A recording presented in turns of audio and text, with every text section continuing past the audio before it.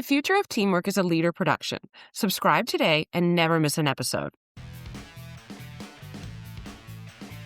Learn about the diversity of other folks and about yourself and your own unconscious bias, because we all judge and we shouldn't be ashamed of it. It's part of our survival instinct. But at the library here, we want you to unjudge. And this is our call to action, because you've already judged. Yeah. So you might as well, get to the next phase, man. Let's unjudge. Welcome to the Future of Teamwork podcast. My name's Dane Groeneveld, and today I'm joined by Ronni Abergel. Ronni is in Copenhagen, Denmark. He is the founder and director of the Human Library Organization. There's a really interesting story into how we came to meet each other and continue to build on human connection. And I find from the time I've spent with Ronni, he has a mastery of finding ways to bring people who are often different together to realize our commonalities in humanity. So welcome to the show, Ronni. Thank you so much, Dave. Good to be here. Yeah, no, it feels good. Feels really good. I'm excited just learning about you, just from our two brief conversations in the wider scheme of things. But maybe you can peel it back and tell us a little bit more about the story that brought you to founding the Human Library Organization. Well, it was a bit of a coincidence, I'd say. Honestly, I was working in a youth not-for-profit organization here that me, my brother, and some friends had started. When I was quite young, a friend of ours was stabbed. I think I was 19 at the time. And we're a bit concerned about, Scandinavia, Denmark, young people getting stabbed in the nightlife. What kind of development is this? What are we looking into? I mean, this is not Los Angeles, where we heard of gang shootings and things like this. So we were nervous about what was going on, and we wanted to send a signal that it's not acceptable that you bring knives and weapons when you're going out to party. And so we started preparing a response to the stabbing of our friend by hosting a big hip-hop anti-violence concert at the place where he was stabbed, And then while we're preparing this concert, unfortunately, more kids were stabbed in Denmark. And so in 1993, we lost 2 young people in these kind of awkward street killings, accidental killings. One situation at the main train station with a young kid who's said something to another kid who then pulled a knife, and one child, Kenny, ended up dead. And another situation at a school party outside a public school, this tall basketball playing kid in the 10th grade, Adam, kind of stepped up to these outsiders that were like making a ruckus outside the school or disturbing the party, and ended up losing his life there. And so it brought a lot of focus on young people and violence, and the media saw our party, that we're hosting an anti-violence party. And one thing led to the other, and before we knew it, we were in a youth organization doing Stop the Violence work, and it was kind of accidental. But the party really sent a strong signal, mobilized thousands of young people, got us a lot of attention, and we decided, well, one party is not going to do it. It's not going to change what's going on. We've got to do more. And so we started a big campaign and peer group educating, and 7 years into that work, we also achieved some government funding, albeit it was a bit political at the time, because when the change of government happened, then we lost that funding again. Yeah. And so in that sense, it was political. But the short story is, 7.5 years, we traveled all over the country and internationally, and we worked really hard to mobilize the young people and get a movement of positive response rather than negative. How do we make sure it doesn't escalate? Well, we don't arm ourselves. Then we're not going to be stabbing anyone if we don't have a knife in the pocket. So, dismantling some of the fear and concerns that young people were having, which were the reason why they were putting a knife in their pocket. So if you're not afraid of anything when you're leaving your house, you're going out to enjoy yourself, why should you be armed? So, and fear is a terrible thing, and we'll get back to that probably later, because it touches upon so many of the things and the ways we behave as human beings. It's based on, trying to avoid certain things or navigate our fears.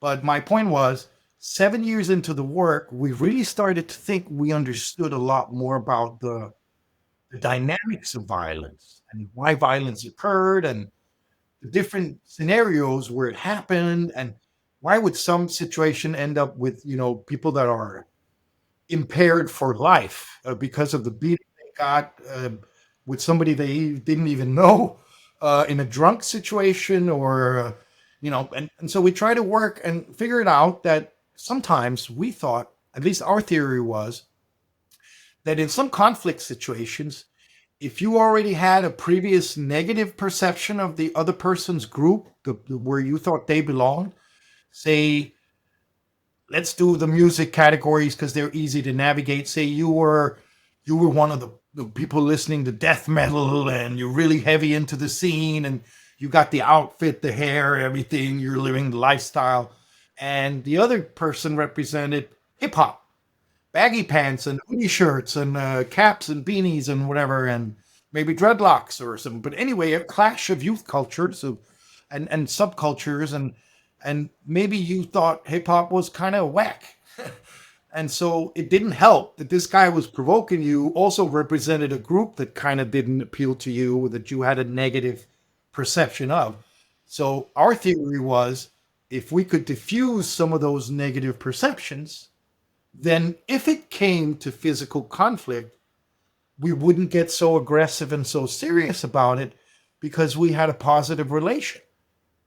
So if I already knew that I liked you kind of guys or your type of people and we're just disagreeing on this thing, then the goodwill of your group will benefit you so that the situation won't escalate to an unnecessary level of violence where one or both of us really get hurt. Yeah. So in our contact theory back then, we were like, let's build this library where people could connect and obtain insight and relations, build trust or not, but at least meet the people they might be concerned about or afraid of or hesitant to talk to or to become friends with or, to engage with at all because of their politics or occupation or ethnicity or religion or orientation or lifestyle, whatever it is, right? So we built this library in principle to say, here's a safe space for you to go in and meet somebody that you otherwise probably wouldn't dare talk to about this thing. And they can be an expert for you because they live the life. They know it. They're polyamorous or they're bipolar or they're ADHD. It's neat. And coming up to that library concept, was there a moment, it sounds like you became very clear that you needed to diffuse the perceptions and the tension with this positive relation. But how did you know that that was a human book versus other types of activity? We wanted to prove if the theory might be right. Mm-hmm. And it started in a train station in 1995. We were at a school doing a lecture, and we're back at the station waiting to get the train back to the city. And while we're sitting in the station on this bench, there's a guy next to us drinking beers. He's not at work. He should be at work, but he's sitting there drinking beers, and he's got a whole bag of them. Yeah. And I don't want to judge, but at the time I did. And I did assume that this man was drinking beer instead of going to work. Yep. We're sitting next to him and he starts talking to us and he starts saying rubbish and stupid things about immigrants. Mm-hmm. And he's quite hostile in his views. And he says something about that they should all go back to the country they came from. These kind of expressions that are sometimes just thrown out there by folks. And me and my associate Christopher looked at each other and were like, do we want to engage in this? But we are people that try to get dialogue going. So I was just about to say something about it. And then this man walks into the train station with an obvious Arabic background or similar Middle Eastern, definitely not the, regular blonde, blue-eyed Dane like you. Okay. The Danish Dane, not the Dane, but the Danish Dane. And then these two know each other. And he's like, hey, how are you? And they're obviously have a positive relation. And they have these exchanges. And then the guy goes into the shop or into the train station to buy a ticket or whatever in the kiosk. And while he's in there, we returned to the drinker on the bench. And this is where I started. I said to him, look, did you not just say one moment ago that all these, had to go back to where they came from? So what's going on here? I mean, this guy's your friend, no? He goes, yeah. This is Muhammad. I know him. He's cool. Huh. He's one of the good guys. I know him. And so that thought stayed with me. That, all right, so in principle, we just need to get more people to get to know each other. And that one-to-one is real. That one-to-one is real. Problem is with this person, that one-to-one, what I'm trying to prove is that if you meet this guy, Muhammad, and he's cool, maybe you let the benefit of the doubt come to Abdullah or to Miriam or to Jose or whoever follows, but also, have those characteristics of not being from your country or not being from the town that you're from, the space that you're from. So just in this way, I didn't see him as the good example, but I think maybe the alcohol also is helping his personal development, is not helping his personal development. Yeah. But it inspired me to think, what if we could create a space where you could engage with somebody that you might be apprehensive about or had strong emotions? So that was kind of the beginning of the thoughts. And then also as a child, Dane, my mother would always tell me not to say that and not to ask that. Yeah. But because I was the spontaneous kid who, if I saw a man on the street who was missing an arm, for example, and he had either, the sleeve tucked in, or in the summer, you could obviously see something was missing, I would point and talk about it. Yeah. As children do. And my mom would always tell me, shh, you can't say that. And, you can't point. Okay, I understand, but you can't talk about it either. Because, it's a fact. He's missing an arm. He knows he's missing an arm. He knows I see him. Now he hears me talking about it too. Why do we have to be so close-minded? Yeah, or sensitive about it. I'm trying to offend the guy. I'm 10 years old. I wanted to create a space where it would be okay to really say to the man missing the arm, hey, I'm curious, what's happened to your arm? And I know that there are people out there that see me watching, see me looking, see me thinking about his arm or the mole on his face or whatever it is. And sometimes these people might want to explain who they are. Maybe they'd love the opportunity to just give us an insight rather than just live with the label that we printed. And so this space is to revisit, what you probably already have an opinion about. Meet someone and maybe unjudge them is honestly what I would love for us to try and do, and be courageous enough to try that. Because that saying, and I'll hold there because I can go on for the end of the podcast, but Dane, that saying, don't judge a book by its cover, we say. Yeah. But is it not really kind of ridiculous? Yeah. It's totally ridiculous. How can you not? Well, how can you not? You tell me how you avoid that. How you can avoid judging a book by its cover. The science. It's human nature. The science actually says, as I understand it, that when we were early in evolution and we came across something that was different to us, there was a threat. So it helped humans survive for the longest of time because they didn't trust what was different. But we live in a very different time now where we're living with lots of people who are different, whether it's look, religious, age, life choices, disability, you name it. And that like animal instinct, we're always going to have to fight it, is what I've read in the book. Resist, yeah.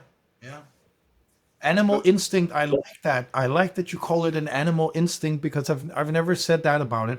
But I thought it was part of our survival instinct. Mm-hmm. It's a survival instinct for me. Yeah. And the diversity of the world today is so much greater because there's 8 billion people now. Yes. So back then, when we're afraid of everybody strange, foreign, and different, the diversity was so much less. And so in a way, I can understand why we're still a bit concerned because we're seeing things we've never seen before, just like we always have. It's just more and more and more. And I guess we're seeing more. It's more. And the thing that fascinates me about your work with the Human Library Organization is that there is that animal instinct or survival instinct, and then there are the cultural norms and behaviors that help us, and we tend to oscillate. So as cultural norms and behaviors break down, which we're seeing globally right now, and the role of our institutions, the role of our families, the role of our communities starts to diminish, then we become more animalistic, in my mind, from an instinct perspective, and we see more problems, we see more threat. And I'm seeing that in every walk of life right now. It doesn't matter what country you're in. It doesn't matter if it's right leaning or left leaning. It's happening because I think humanity's just getting a little bit pulled apart by this always on culture and technology, and you used the word earlier, fear. Like, I love one of my favorite podcasts I tune into is Professor Scott Galloway's Prof G podcast, and he always talks about how social media and news media is really just selling rage and fear. So we're all being sent out into the world juiced up on fear every day. Fear or anger? Yeah.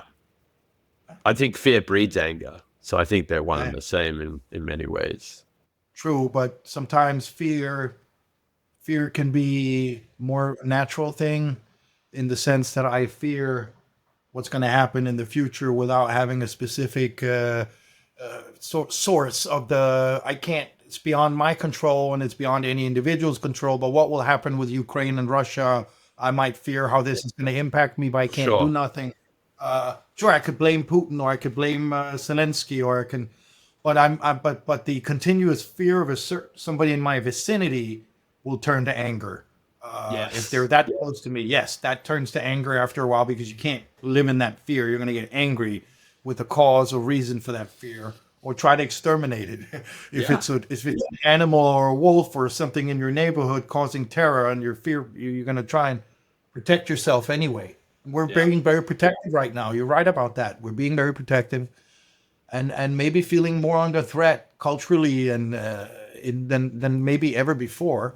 And in our teams at work, like you might all look the same and watch the same football team, but in our roles at work, that is another point of difference, which is like, hey, you might get the job that I want, or as AI comes in, you may survive longer than I do. So I'm seeing that there's this, and again, I think a lot of science is pointing towards that. A lot of people are putting their heads down in fear to like grab what's concrete. And actually what we need to be doing is lifting our heads up and being more open and more curious, like the 7-year-old Ronni that you described. In the sense that we're also being manipulated. In my opinion, I think I remember a time where I felt like the politicians I heard in my sort of feeds were trying to assemble people behind what I looked or perceived to be a positive vision and mission. Yes. While right now, they're all more, no matter what side I listen to or try to tune in on, it seems it's about being in opposition to the other. 100%. It's more about, more about what I'm against, rather than talking about what I'm for. Yeah. From a positive position, which I just think provides a much more constructive climate for any kind of exchange. Is, hey, I would love a world where, rather than I would prefer a world where these people are not there, but then try to talk about it in a more positive way. What is the change you'd like to see? But not by being against somebody else, but rather for something. Just to have a positive outset, even if you're for something I disagree strongly with. Even if you could be for this discussion about choice, for example. In the it's a great one. Which led to the circumstance that we're now in, where people actually lost a right. Mm-hmm. They lost the choice. Yep. Yeah, and that's, concerning to me, that we live in a time of such illumination and access to all kinds of information, but yet we're still able to, even at the Supreme Court level, make these decisions that diminish our rights.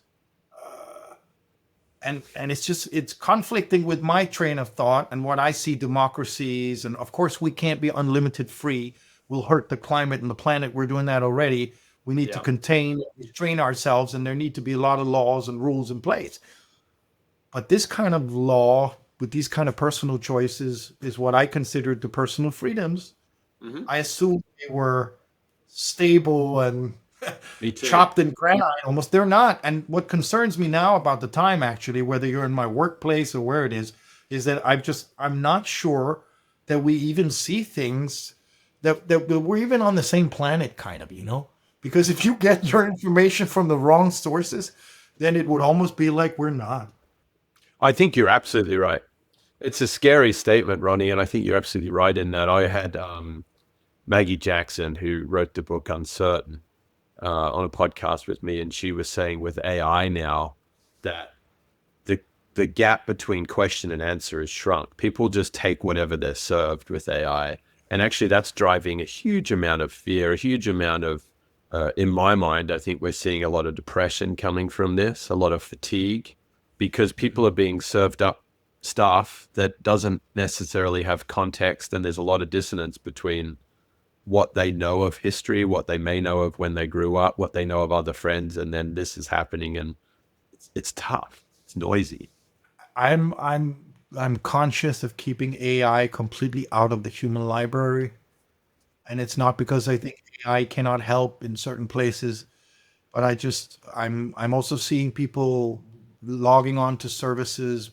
They're lonely, and then they use Yeah. these services to sort of compensate for human contact. I don't think that's healthy at all.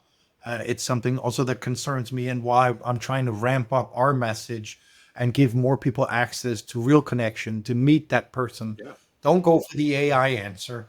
Come and ask somebody who knows at the human library, and then hold that up against what you can find elsewhere. But at least Yeah. talk to somebody and connect with somebody to try and find out what's the truth. And get into And some human chemical experiences like oxytocin, like getting in a room with another human. It opens you up. It's real. it's real, but it's also under threat because Yeah, it is. I was today at the event we had with the human library for future ambulance staff, paramedics. It dawned upon me that while I'm sitting there, that we're running so fast now to do everything that we need to do. But at the end of the day, why? Why are we so busy, working so hard, working so many hours, chasing, so that we can all have our own house, our own refrigerator, our own cars, our own TV? It's all some sort of materialistic race, and we get in that wheel, and we just start chasing that. And now we need to sustain what we have, to pay the car and the boat, whatever you got, and then it's kind of never ending, and while life goes by. Yeah. And so I had a Ferris Bueller kind of moment today. I know it's a silly film I love from it. the 80s. Yeah, but I love it, and the wisdom of it, that life just passes by so fast, and if we don't stop to look at it, we could miss it. And I realized, my God, my kids are growing up so fast. I'm always busy. I'm jumping from one thing to the other, and for what? At the end of the day, for what? To be happy? Or what? We're happy is we're in little spurts. I mean, I'm just trying to find my place in the world and do my part, but also not getting overworked, finding a balance, taking care of myself, being present for my fellow human beings.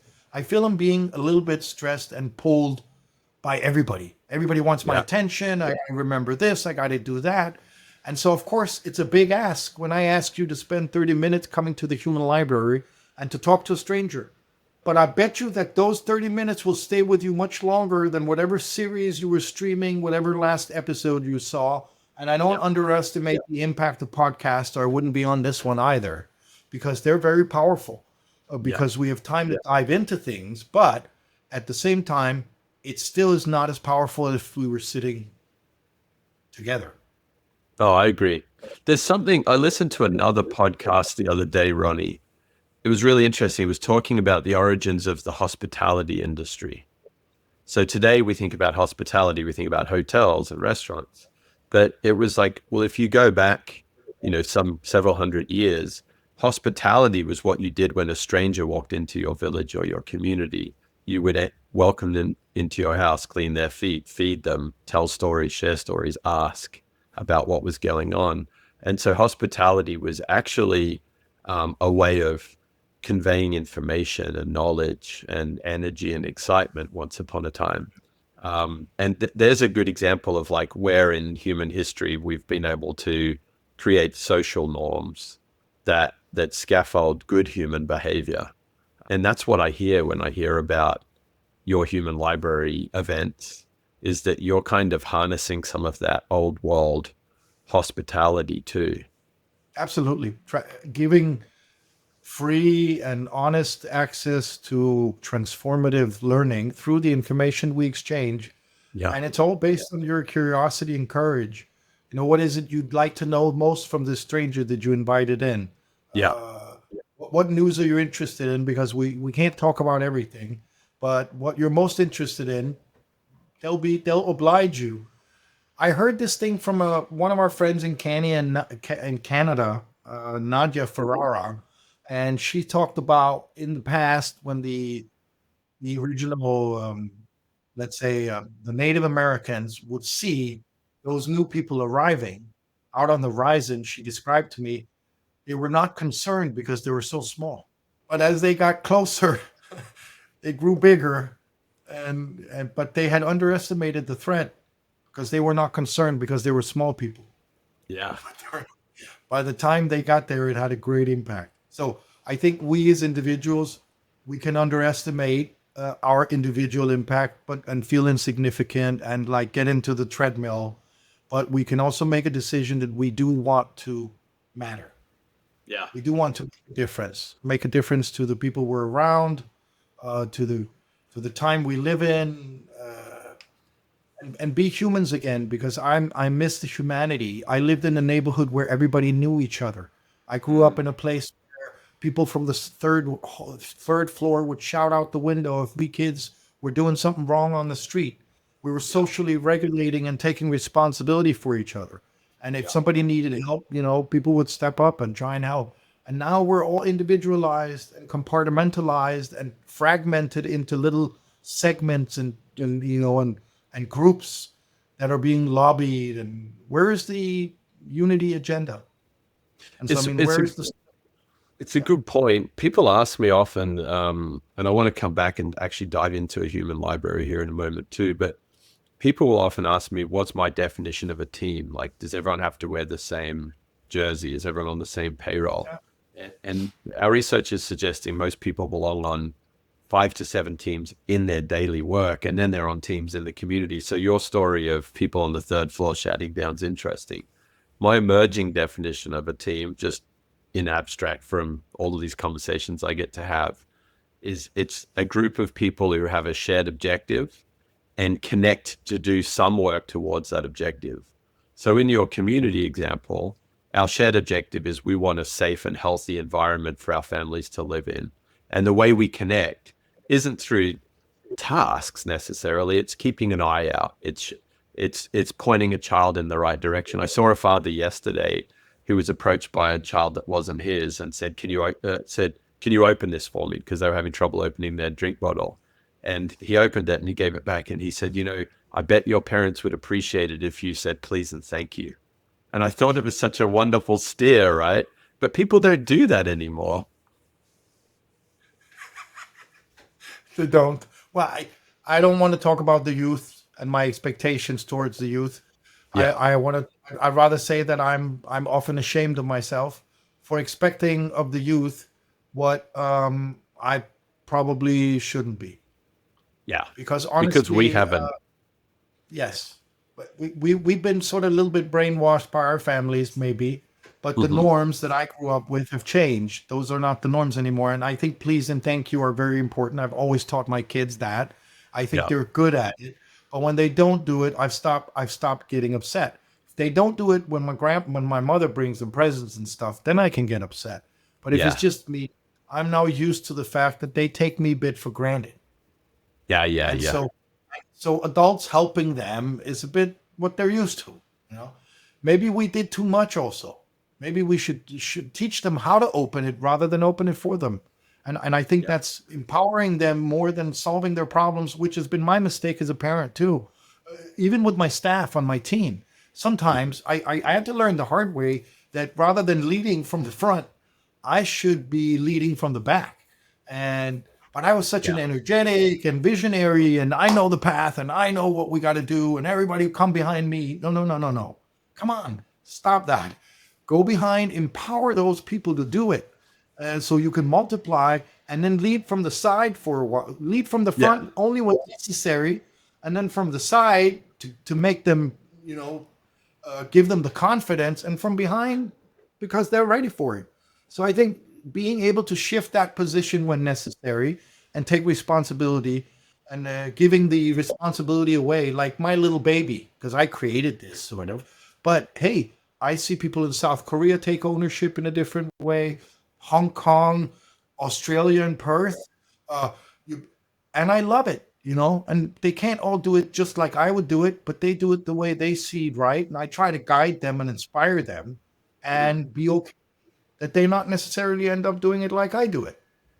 As long as it's true methodology in a safe space, then I'm happy. Then you let it go. I like that service element too. Like I actually think there's a lot in serving each other that can kind of tie into that mattering that you touched on earlier. So maybe that's a good segue into like diving into a human library. Like let's walk our listeners through what a human library experience might be for a team that you've gone out and served before. You pick the context or the story, but I'd love you to kind of walk me through how you choose the books, how you create the safe space, how you encourage the conversation. I don't know if you're prompting, but what would a good case study be? We have these small conversation starters that can help you. We'll put those on the table just for inspiration. For those who might, sit there and be a little bit, what can I ask? What can I ask? Yeah. But in real brief, it's a place where you meet a stranger who has a topic that they're willing to speak to you about. And you can be the reader that asks them any question you want to know about what's in their book. So there'll be an open book on their life, but only those parts of their life that they're comfortable with. They're not going to share details that are way off topic. If you ask questions that are way off topic, we've trained them to say, hey, that chapter has not been published yet. I love that. I can't help you with that, but not to be offended by people asking. But it's a learning space to explore our humanity, dive into different topics, light or heavy, and learn about the diversity of other folks and about yourself and your own unconscious bias, because we all judge. And we shouldn't be ashamed of it. It's like we discussed, part of our survival instinct. But at the library here, we want you to unjudge. And this is our call to action because you've already judged. Yeah. So you might as well, get to the next phase, man. Let's unjudge. All right. So who do you need to unjudge? You can ask yourself. When I was young, I had this thing because there was a few heavy girls chasing me when I was younger. Yeah. And I don't know if that's where it started, but I got this thing about, people that were a little heavy set. I don't have the issue today. Yeah. But when I was young, I was like, I had this animosity. Aversion or animosity. Like, if first time I went to the US in 89 and I saw some really obese people, I was like, wow, it didn't wake any empathy or sympathy in me. It was more disdain.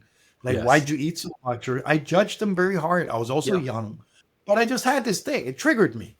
And so for me, it was really healthy to meet some people and talk to them and learn about their journey. And also my own weight gain at some point in life where I bloomed up.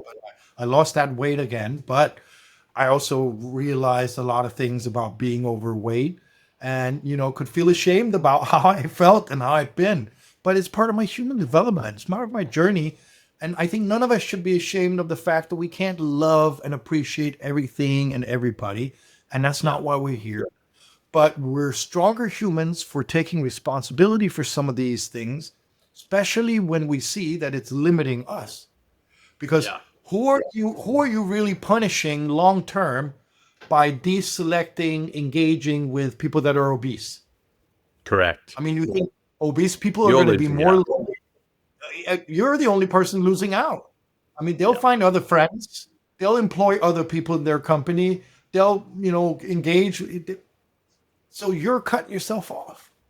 And in Yeah. that sense, it's your own loss that I realized, hey, wait a minute, I'm isolating. The more stronger emotions I have about other groups, the more I'm isolating, the more alone I'm going to be. Yeah. So I've got to be more accepting. I've got to be more understanding. I've got to find out why am I concerned here, meet these people, what triggered me, see if it can be diffused, and then find a better position to be in. It increases my quality of life.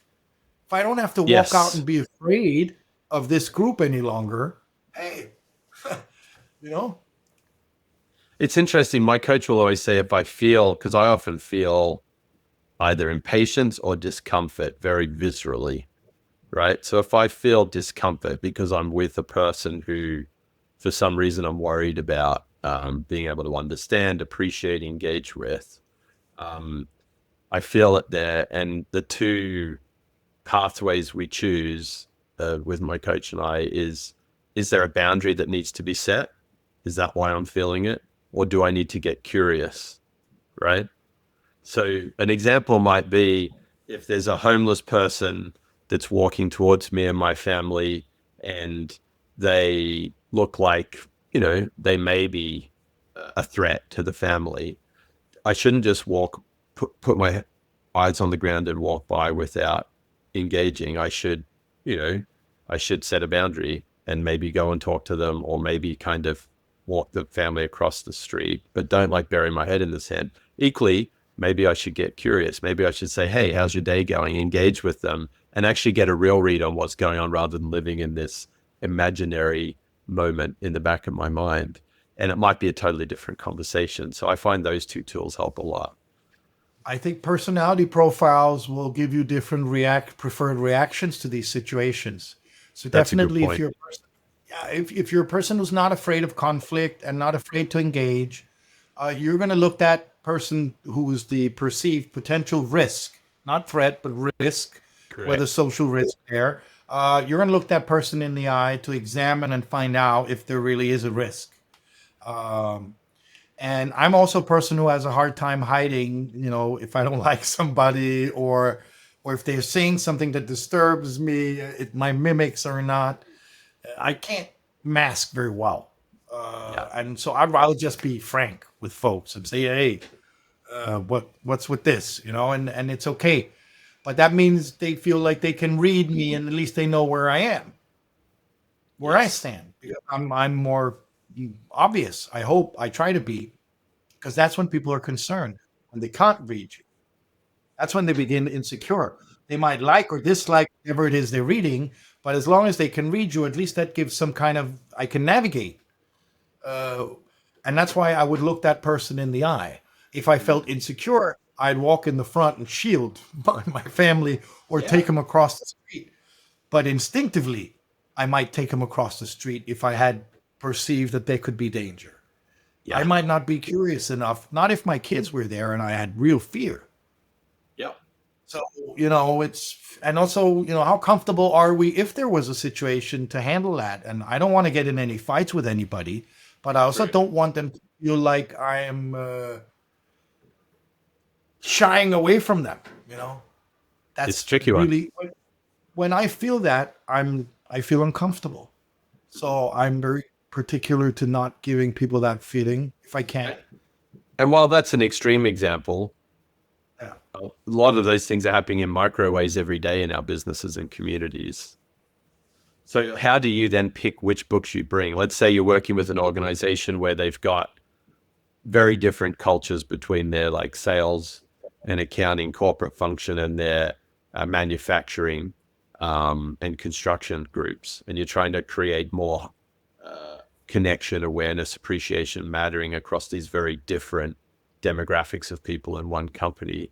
Do you bring outside people as the books?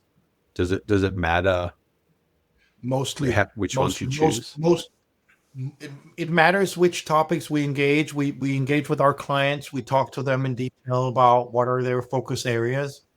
But I think by far the majority of all of our event and programming, we bring the content from the outside. We do Yeah. have clients that have such a diverse group of staff and also their approach. They ask us, can you come recruit our staff, Interesting. train them to be books, and then they can be used internally. Typically, these people would come from already existing ERGs, employee resource groups, Yeah. and so they might volunteer. We've done this in several, cases. Even operated like a reoccurring program where they would host several learning program components with their using their own content, but supervised by us. We've come to learn over the years that there is always a risk in those scenarios. There is a collateral damage risk in the sense that I'm Yeah, I coming can see out in that. my workspace. Yeah, I come out in my workspace. Let's say my topic was parent of a bipolar child. Let's say you, my boss, did not know I had a bipolar child. Let's say you were thinking of bestowing me increased responsibility because there's this incredible thing happening at work and you'd love to see me do this with you. But when you heard about this child, you know that coming and asking me for another 15 hours a week is going to be difficult. And so you didn't even have the conversation with me. And I never knew that you thought about me for that job Yeah. because you heard about it.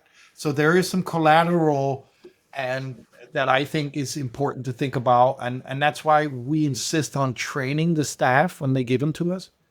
And we make sure that they're in a place where what they're bringing to the table can't hurt them. Yeah. 'Cause I can't That's a have really wise. I can't have you hurt yourself while you're working on my library and No. hurt your career opportunities. And so I've done is I've actually rejected some books because I thought this would hurt their career opportunities in the organization if they came out with this sort of topic. Yeah. And I think that's just also very valid that there are some conversations that are good to have for us to be better to work together as a team. And then there are conversations that are less relevant. Let's start with one of the ones that I think are very relevant and close to my heart is grief and bereavement. Yes. What happens on our team when somebody loses or if we lose somebody on the team? But let's just go to the second degree and say a team member loses somebody very, very close to them. And so they're grief stricken. They're in bereavement. We're talking a parent or a partner or a child, very close to them, right? The closest relations we have, or a best friend or whatever. They're heartbroken. And when you see them next time, you didn't see them for a couple of weeks since you heard what happened. And when you see them next, they've dropped about 30 pounds. Mm-hmm. So you know they're not eating like they used to. And that's understandable because they're in grief. But what do you say? What do you do? This is your colleague. This is your coworker. This is a person that you like or care about or at least feel empathy for their situation. Yes. You might not even know them that well. They might be from down at the end of the hall, but you just see them often at work or know what they're doing there in their name. But what do you say? Are we prepared to have those conversations in a nice and a empathetic way? Are we geared? And that's just one place. And that's where we bring a lot of different things in and say, let's be better in general to have these courageous conversations where I can come and be open and honest about what the situation is. And Yeah. you can be understanding of the situation. Because if you don't, I'll lose trust. Yeah. And I'll lose a willingness to be open and honest because you're not meeting me at the same level of understanding that I need. I might Yeah. even look elsewhere for opportunities because I don't feel understood in this workplace. Yeah, and that it's a two-way traffic too, because I think that's true of you, Ronnie, in that example being the person in grief. But the boss or the colleague that is avoiding coming to Ronnie for work is also losing out, per your earlier example too, because they don't get Ronnie's brilliance in the task or dealing with that customer or solving this engineering issue. So it has a double impact of fallout and loss. Everybody loses. Yeah. And we know what staff turnover. I mean, talking about valuable staff always. Productive staff that are doing their job well. Yeah. You don't want to lose them. They're assets. They're resources to your organization. But if they don't feel at home there anymore, or they don't feel understood, they don't feel included, and they're talented folks, they'll go elsewhere. We know Yeah. that too. And staff turnover has a lot of cost. Getting new people, qualified folks, they need to get into the thing and get to do it and become good at it. And then all this loss could be perhaps minimized if we were more agile in our understanding, ability to understand and engage on topics that, some of them perhaps do not belong naturally at work now in corporate culture, but long term, you can't keep these conversations out. And the new generation coming in, Dane, if you're not meeting them where they need you to meet them, they're going to go elsewhere where somebody will meet them. Yeah. Or Or they'll they're stay gonna, and collect the or they'll paycheck, but take not you bring there. their best self. Yeah. Or they'll take you there. They'll pull you Yeah. out there. I mean, basically, that could be good for you also and healthy. But that's what I have confidence in my kids because they'll take no crap. They'll tell you how things need to be for them to do their best. Yeah. And if you give them that, they'll then do their best. Yeah, agreed. So it's a trade-off, and I think that sort of very authoritarian, stringent corporate approach where you hide your problems and you mask doesn't allow us to be humans in the space, doesn't allow us to thrive and breathe and sort of still try and do our best despite our wife having some issues or we having some issues or parents that are growing old or whatever the daily life challenges that are rummaging in our life also. We cannot be complete people if we can't come to work as ourselves. Yeah. No, it's brilliant work, Ronnie. The more I hear your story and these examples of these human libraries, the more I feel they're critical for all companies, all communities to be diving into right now. We just need to create those safe spaces, those important moments of connection. I loved how you talked about diffusing these negative perceptions with positive relation. That's just so it's enriching to any community, to any team. I had a conflict. I used to work for the government here in the National Crime Prevention Council. And we were a very different group, many different professions and backgrounds, and sociologists and anthropologists and a lot of police officers. And so one of the policemen really didn't like me much, or so it felt. And so every time I said something on the staff all hands meetings or contributed something in the group works or wherever we were doing, he always had this critical comment or this, I felt like he was a negative shadow hanging over me, going to attack anything I said because it just became a pattern, right? So finally, we had this other situation happen and it ended up us really having a situation where we conflicted in a car driving back from a conference together.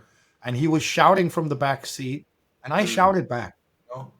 And it was the built-up tension from all the stuff that had happened. It wasn't really the incident in the car, but the incident in the car triggered, and we were alone. And then I said some things to him about what I felt had happened, and he talked to me. We were very angry when we left the car. We went up to our own offices. He slammed his door, right?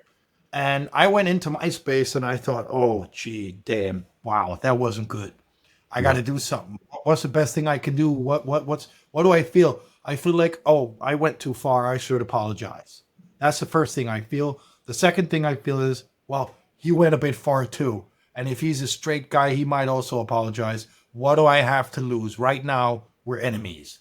Okay? Mm-hmm. So I left my office quickly. I knocked on his door while I still had the courage. Yeah. I went in and I said, I'm so sorry. I shouldn't have shouted at you in the car. That was wrong. And what you said made me upset, but that was my reactions were unacceptable.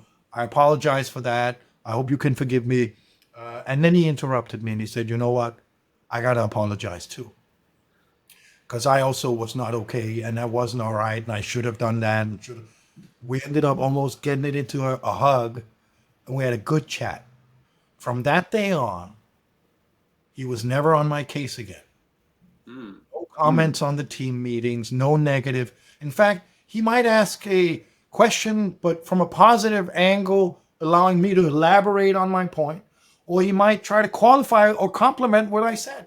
So 10 years after I left this job, the guy calls me in the evening. I didn't see him. He calls me in the evening. He says, I'm not feeling too well. He's lying on his living room floor and he's kind of depressed. And I said, what's going on, man? It's been a long time. He says, yeah, I just needed, to talk. And I said, all right. And we talked for quite some time. And I was completely honest with him about, what he asked me in relation to how I saw him and how I knew him. From that perspective, I offered my opinion, my view. I said, well, the way I know you would react like that. He says, yeah, you're right. I did. That's how I reacted. So a relationship collapsed for him. He was sad.